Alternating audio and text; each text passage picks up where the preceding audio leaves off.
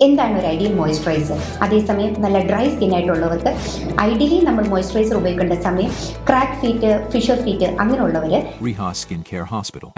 എന്താണ് ഒരു ideal moisturiser? നമ്മുടെ സ്കിന്നിന്റെ ഉപരിതലത്തിലുള്ള ജലത്തിന്റെ അംശം പുറത്തേക്ക് നഷ്ടപ്പെടാതെയും അറ്റ്മോസ്ഫിയറിൽ നിന്നുള്ള ജലാംശം നമ്മുടെ സ്കിന്നിലേക്ക് അബ്സോർബ് ചെയ്ത് അതിനെ ഒക്ലൂസ് ചെയ്ത് നിർത്തുകയും ഒപ്പം നമ്മുടെ സ്കിന്നിന്റെ ഡ്രൈനെസ് തടയുകയും ചെയ്യുന്ന ഒരു നല്ല പദാർത്ഥമാണ് മോയ്സ്ചറൈസർ. ഒരു ഐഡിയൽ മോയ്സ്ചറൈസർ നമ്മുടെ സ്കിന്നിന്റെ ടൈപ്പ് അനുസരിച്ച്, നമ്മുടെ സീസൺസ് അനുസരിച്ച് സെലക്ട് ചെയ്യാൻ നമ്മുടെ ഡെർമറ്റോളജിസ്റ്റ് നമ്മളെ സഹായിക്കും. ചിലരുടെ സ്കിൻ വളരെ ഓയിലി ആയിരിക്കും, അങ്ങനെയുള്ളവർക്ക് ജെല്ലായിട്ടുള്ള മോയ്സ്ചറൈസേഴ്സ് ആയിരിക്കും കുറച്ചുകൂടെ ബെറ്റർ. അതേസമയം നല്ല ഡ്രൈ സ്കിൻ ആയിട്ടുള്ളവർക്ക് വാട്ടർ ബേസ്ഡ് ക്രീമി മോയ്സ്ചറൈസേഴ്സ് ആയിരിക്കും കുറച്ചുകൂടെ ബെനിഫിറ്റ് ഉണ്ടാക്കുക. മോയ്സ്ചറൈസേഴ്സ് നമ്മൾ ഒരു ദിവസം 2 തവണയെങ്കിലും ഇടാനായിട്ട് ശ്രദ്ധിക്കുക. ഫേസിനും ബോഡിക്കും വിവിധ തരത്തിലുള്ള മോയ്സ്ചറൈസേഴ്സ് ആണ്, അത് ഇന്റർചേഞ്ച് ചെയ്യാൻ പാടുള്ളതല്ല.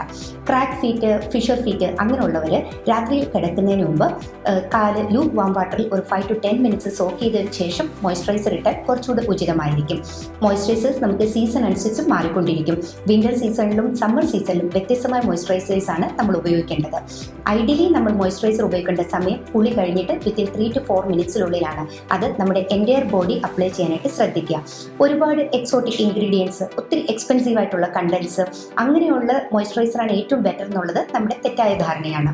നമ്മുടെ യഥാർത്ഥ നല്ല കണ്ടൻസ് ഉള്ള മോയ്സ്ചറൈസേഴ്സ്, അതായത് വാട്ടറിനെ ക്ലോഗ് ചെയ്ത് നിർത്താനുള്ള കപ്പാസിറ്റി, നമ്മുടെ സ്കിന്നിന്റെ ലിപ്പിഡ് ബാരിയർ മെയിൻറ്റെയിൻ ചെയ്യാനുള്ള കപ്പാസിറ്റി, അങ്ങനെയുള്ള മോയ്സ്ചറൈസേഴ്സ് ആണ് നമുക്ക് നിത്യജീവിതത്തിൽ വളരെ അത്യാവശ്യമുള്ളത്. അതിന് നിങ്ങൾ ഒരു നല്ല ഡെർമറ്റോളജിസ്റ്റിനെ സമീപിച്ചാൽ മതി. Thank you.